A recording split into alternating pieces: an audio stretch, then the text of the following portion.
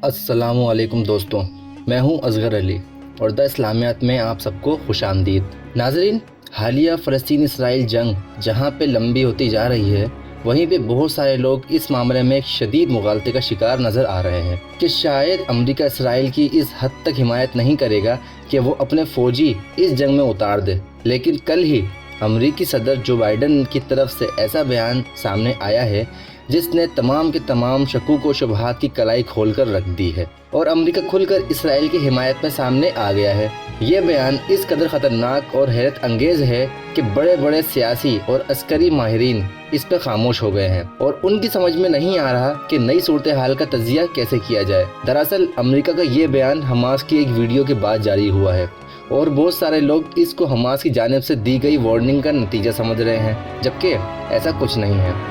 یہ بیان پوری دنیا میں کیسے اثرات مرتب کرے گا اور فلسطین اسرائیل جنگ میں کس طرح سے اہم کردار ادا کرنے والا ہے، آج کی اس ویڈیو میں ہم اسی کو تفصیل سے ڈسکس کریں گے۔ ناظرین،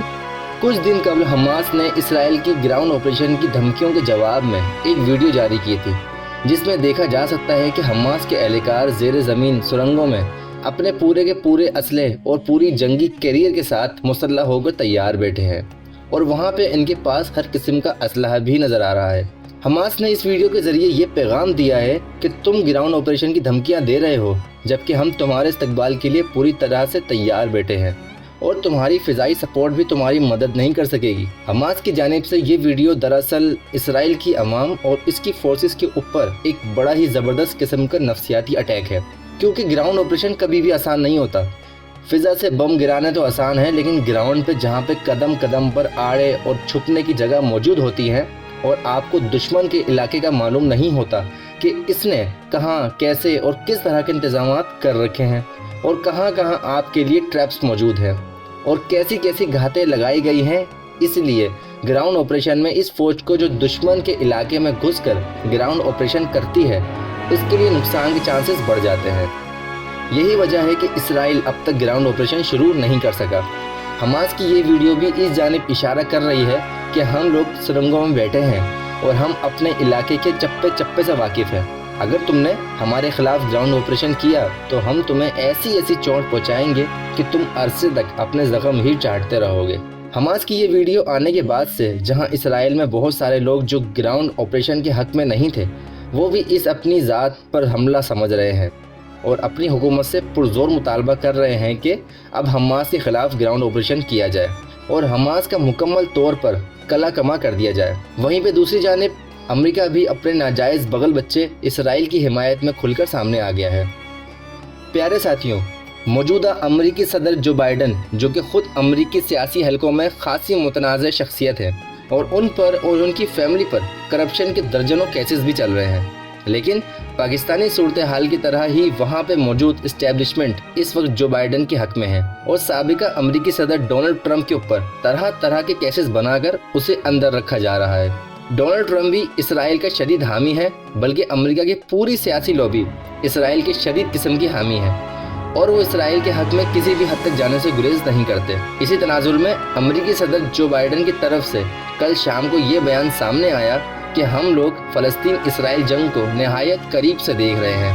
اور ہمارا اندازہ ہے کہ اب دنیا میں نیو ورلڈ آرڈر کی ضرورت پڑ گئی ہے اور پرانے ورلڈ آرڈر کو ختم کرنے کا وقت آ چکا ہے۔ اس کے ساتھ ساتھ امریکی صدر جو بائیڈن نے یہ بھی کہا ہے کہ اس نئے ورلڈ آرڈر کو ہم بزور طاقت منوائیں گے اور پوری دنیا میں اس کو نافذ بھی کریں گے۔ امریکی صدر کا یہ دھمکی آمیز بیان نہ صرف حماس کے لیے ہے بلکہ ان تمام طاقتوں اور مسلم امت کے لیے بھی ہے جو اس وقت غزہ کی مظلوم فلسطینی مسلمانوں کے ساتھ کھڑے ہونے کا سوچ رہے ہیں یا ان کو کسی بھی قسم کی امداد پہنچا رہے ہیں۔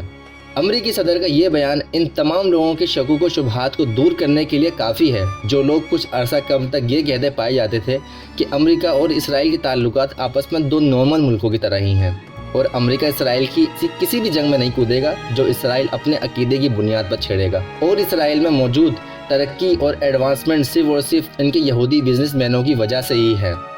جبکہ امریکہ کا اس معاملے میں اتنا کردار نہیں ہے جتنا مختلف سازشی تھیوریوں میں دکھایا اور بتایا جاتا ہے، لیکن موجودہ صورتحال ان تمام تر تعاون کی نفی کر رہے ہیں، اور امریکی صدر کا یہ بیان بتایا جا رہا ہے کہ امریکہ اسرائیل کے پیچھے کس حد تک کھڑا ہے۔ اس سے پہلے ہم یہ تمام چیزیں کتابوں میں پڑھتے آئے ہیں، لیکن ہماری نسل یہ سب اپنی آنکھوں کے سامنے رونما ہوتے ہوئے دیکھ رہی ہیں، اور ہم دیکھ رہے ہیں کہ امریکہ جنگ کے آغاز سے ہی کس طرح سے اسرائیل کو اسلحے کی فراہمی کر رکھے ہوئے ہے اور اربوں ڈالر کی امداد بھی دے رہا ہے۔ ناظرین، جنگ کے آغاز سے لے کر اب تک اسلحے سے بھرے ہوئے 70 سے زائد کارگو جہاز اسرائیل میں پہنچ چکے ہیں،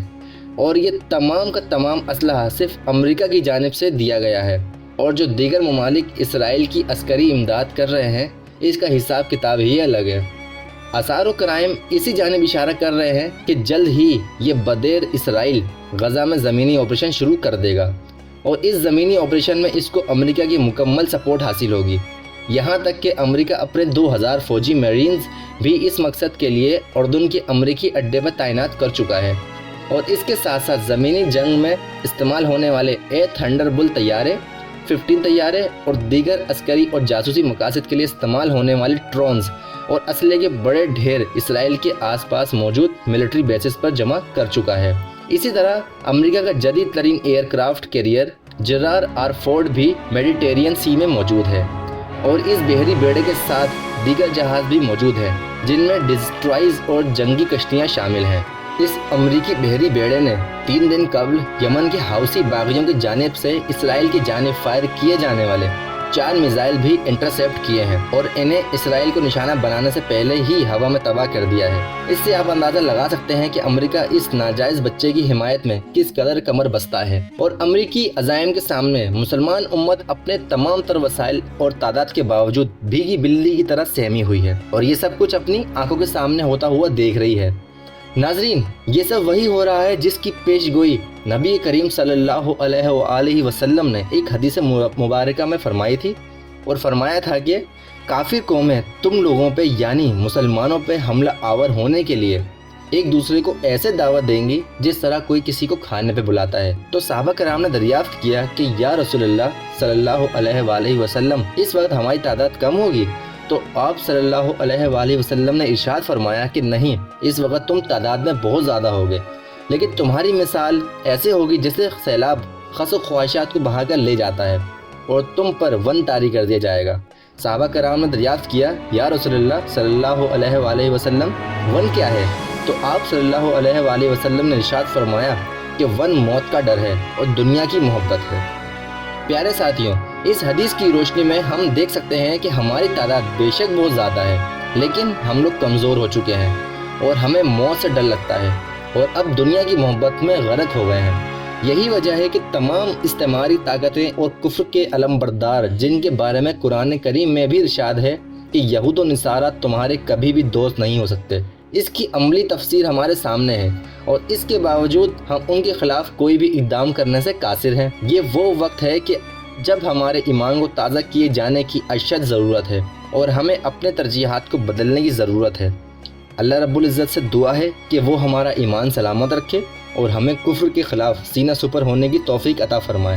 تاکہ ہم اللہ اور اس کے رسول صلی اللہ علیہ وآلہ وسلم کی لاج رکھ سکیں اور اللہ کے کلمے کو پوری دنیا میں بلند کر سکیں۔ آمین ثم آمین۔